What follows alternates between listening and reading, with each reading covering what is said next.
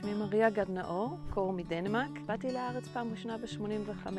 אני פה עובדת בגינון ובמעבדה אדמה, שאני עושה שם כל מיני דברים מהצמחים. אני מאיר, אני עובד פה בגינון יחד עם מריה. אני עובד פה כבר 3 שנים. גן ירק הוא מאוד מיוחד בגלל שהוא מדברי.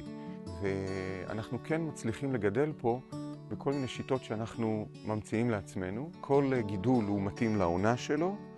הגינה היא מרכז שקשור לרוב המחלקות במלון, למטבח כמובן, שאנחנו מביאים לשם תוצרת, לחוויות שבאמת אורחים מגיעים לגינה. היתרונות של השיטה הזאת של Farm to Table היא בדיוק המשמעות של מה שזה. לקחת את זה מהגינה ולהעלות את זה בארגז למטבח.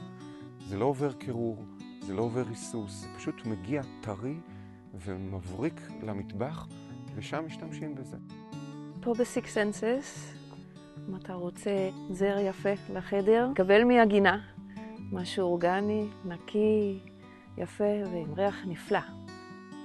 יפה הקשר הזה של בין הגינה שלנו שפה במדבר, לבין זה שהייתה פה חקלאות עתיקה בבקעת עובדה, חקלאות שאפשר באמת לאכול ממנה, זה מתחבר.